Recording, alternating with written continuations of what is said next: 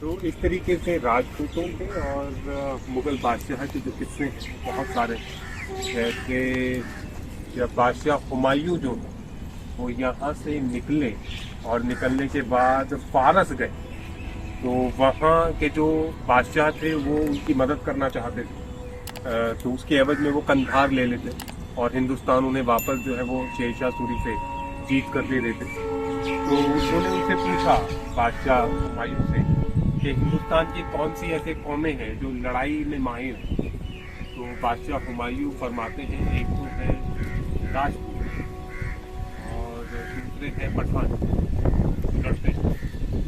तो जो शाह कमान थे उन्होंने जो है इनको एक नसीहत की कि अब की बार जो तुम दिल्ली का तख्त हासिल कर लो तो पठानों से तो जो है तुम व्यापार करो, क्योंकि तुम पठानों की वफादारी नहीं खरीद सकते, तो उसकी तलवारें छीनो। तो ऐसा ही मतलब पठानों को जो है व्यापार में डालना शुरू किया और राजपूत घरानों में जो है तुम जो है वो ब्याह के संबंध बनाओ। और उन्होंने आकर यही किया। आगे अगर आप मुगलों को देखें तो वो पठान बहुत कम नज़र आते हैं उनकी आर्मी में और राजपूत ज़्यादा नज़र आते हैं। और इस तरीके से जो है उन्होंने हिंदुस्तान को जो है वो फतह करना शुरू किया, अलग अलग ग्रुपों को उनको एक करना शुरू किया। अब जैसे एक शादी का ब्यौरा था, सलीम, शहजादे सलीम और जो मनबाई जो जोधपुर की थी, तो जोधपुर के मोटा राजा जो थे उनकी बेटी से जो है शहजादे सलीम का रिश्ता जो है वो पक्का हुआ। तो पहले एक रस्म ये थी कि बारात जो है उसमें दूल्हा नहीं जाता था, उसमें तलवार या कटार भेज दी जाती थी। तो लड़की जो है उस कटार से या तलवार से जो है उसको ब्याह कर उसको ले आते थे। वजह बहुत सारी है, उनमें एक वजह ये है कि पहले लड़ाइयाँ बहुत ज़्यादा होती थी और राजकुमारों को बचाना ज़्यादा ज़रूरी होता था, क्योंकि वो अगले राजा और बादशाह जो है वो हुआ करते थे। तो इस बार क्या हुआ कि बादशाह अकबर जो थे वो खुद अपने बेटे की जो बारात है वो मारवाड़ लेकर गए और वहाँ जो है उन्होंने वो सारी रस्में की जो कोई भी राजपूत कुंवर करता है। तो वो जब घोड़े पर थे या हाथी पर थे तो उन्होंने जो है वो एक प्रथा आपने कभी सुनी है तोरण वाली। तोरण एक वो राक्षस है जिसने शिवजी के ब्याह में विघ्न डालने की कोशिश की थी। तो तोरण जो है आपको राजस्थान में या फिर गुजरात में आपको दरवाजे के बीच में लटका हुआ मिलता है फाटक पे। तो उसमें क्या करना होता है, आपको तलवार से जो है उसको छू देना होता है। तो ये रस्म की उन्होंने शहजादे सलीम ने। फिर उसके बाद जो है जब वो उतरे घोड़े से थे या हाथी पर थे, वो उतरने के बाद जो है जब उनकी सास जो है महारानी उनको उनका खैर मकदम करने के लिए आई, उनसे मिलने के लिए आई। तो उत्तरी भारत में माँ का दूध जो है वो याद दिलाया जाता है कोई भी काम करवाने के लिए बेटों से, उसकी कस्में दी जाती है। और अगर आप राजपूताने की तरफ जाएं तो वहाँ सास की दही मशहूर है। तो जो दूल्हा होता है तो जो सास है वो पहले तो उसको हल्दी के कांट की माला पहनाती है और फिर उसके बाद जो है दही लेकर वो माथे पर लगाती है ताकि जो उसका माथा जो है वो दिमाग ठंडा रहे। और फिर उसके बाद बाकी रस्म व रिवाज जो है वो उनके बाकायदा फेरे हुए वहाँ। और जब टोले में जब राजकुमारी बैठी तो बादशाह अकबर बड़े जज्बाती हुए और पीछे से जो शहजादे सलीम के ससुराल वाले थे उन्होंने गीत गाने शुरू किए। एक गीत भी है जो शायद आज भी मशहूर है, जला सेन, बहुत मशहूर है, आज भी राजपूत विवाहों में जो है वो प्रचलित है। उन्होंने पीछे मतलब दोहे पढ़ने की भी जो है वो परंपरा रही है। तो उन्होंने जो है कुछ तो ऐसे पढ़ा था कि आप शहंशाह सही पर हम आपके भाई, मतलब फिर जो बादशाह सलामत कहते हैं कि हाँ हम शहंशाह सही पर हम आपके भाई और राजकुमारी हैं, महल की आबरू। कुछ इस तरीके से वो कुछ उनके बीच में एक्सचेंज हुआ मारवाड़ी में, जो मैं सही से मुझे नहीं पता।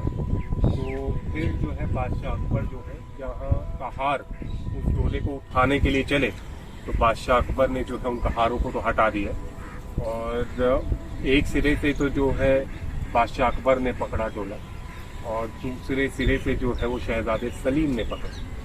जब ये देखा उमराव, राणा और बाकी लोगों ने, जो इनके मिनिस्टर्स जो साथ में गए हुए थे बाराती, तो फिर उनमें एक होड़ मच गई उस टोले को पकड़ने की।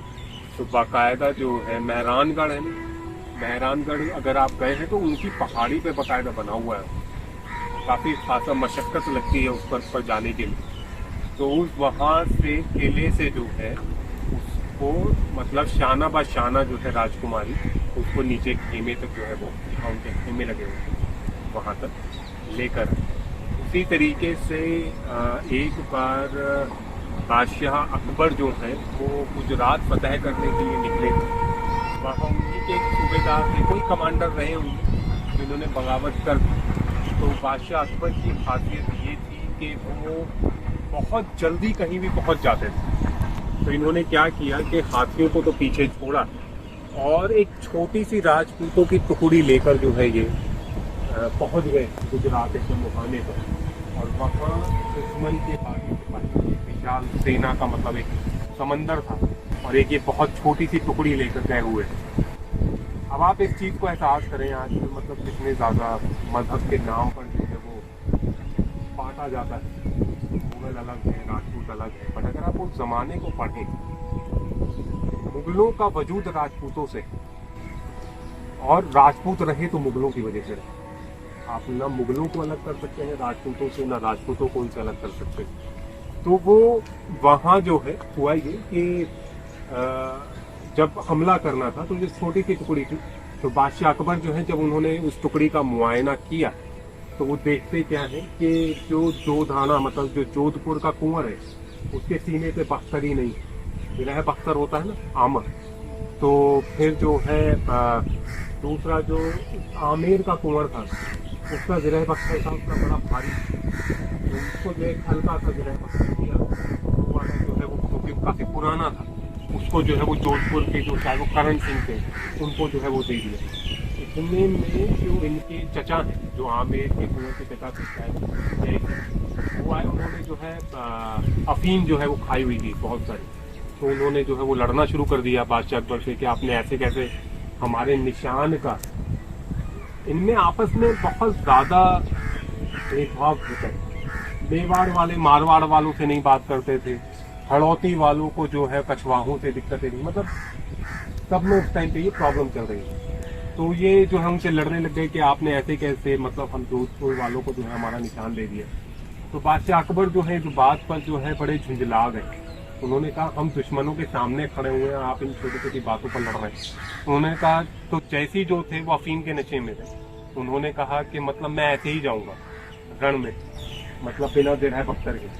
तो बादशाह अकबर ने कहा कि मेरे चार निसार अगर बिना जिरह बख्तर के जाएंगे तो मतलब मैं ऐसे ही चला जाऊंगा क्या जिरह बख्तर पहने हुए। तो उन्होंने अपना जिरह बख्तर वहीं नीचे फेंका। ये देखकर जितने भी रणबांके थे, घोड़ों पर बैठे हुए थे, जो नीचे पैदल सिपाही थे, सारे रणबांकुरों ने जो है अपने अपने जिरह बख्तर जो पहने हुए थे उन्होंने आमर, वो सारे नीचे फेंके और बाना पहन के सर में केसरिया, और उन्होंने जो है कुछ ही देर में वो एक समंदर था सिपाहियों का, उसमें जो है उसको उथल पुथल करके रख दिया। जब पीछे से जो है बाकी फौज आई, शाही सेना आई, उनको लगा कि अभी तो शुरू भी नहीं हुआ होगा, जो जंग है अभी शुरू भी नहीं हुई होगी। बट बादशाह अकबर ने और उनके चंद राजपूत सिपाहियों ने जो है वो रण जीत लिया जब तक वो जो है वो वहाँ पहुंचे। तो ये रिश्ता था। जैसे हमने एक बार का और वाक्य बताता, ठीक है, चलते हुए बात करते हैं क्योंकि हमें पूरा एक तवाफ करना है इस मकबरे का। आइए अब जैसे बादशाह अकबर जो है जब वो अपनी आखिरी सांसें गिन रहे थे ना, तो जो शाही महल है उसके अंदर बहुत ज़्यादा लड़ाइयाँ शुरू हो गई थी, बहुत ज़्यादा जो है वो सियासत शुरू हो गई थी। जैसे कुछ लोग थे जो चाहते थे शहजादे सलीम के बेटे खुसरो को बादशाह बना, और कुछ लोग चाहते थे कि वो सलीम को बादशाह बनाए। तो ये दो खेमों में जो है ये पूरा का पूरा जो मतलब दरबार है वो पट गया। अब एक खेमा जो था वो बादशाह अकबर के पुराने मतलब सिपह सालार बुजुर्ग थे, जिनमें 12 सैयद शामिल थे। जब बैठक हुई तो एक तरफ जो है मिर्जा राजा मान सिंह बैठे हुए थे और उनके साथ अजीज कोका बैठे हुए थे।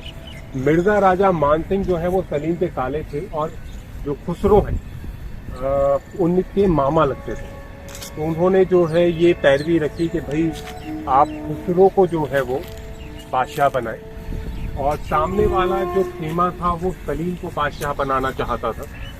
पर इतने में पीछे से कछवाहों का ही एक सरदार था जिसका नाम था रामदास कछवाहा। वो सलीम का बड़ा एक जिगरी दोस्त था। उसने फौरन जो है ये जब इनके बीच में बातें हो रही थी, उसने पीछे से जो है अपने सिपाहियों को शाही खजाने पर नियुक्त कर दिया और उस पर कब्जा कर दिया शहजादे सलीम के लिए।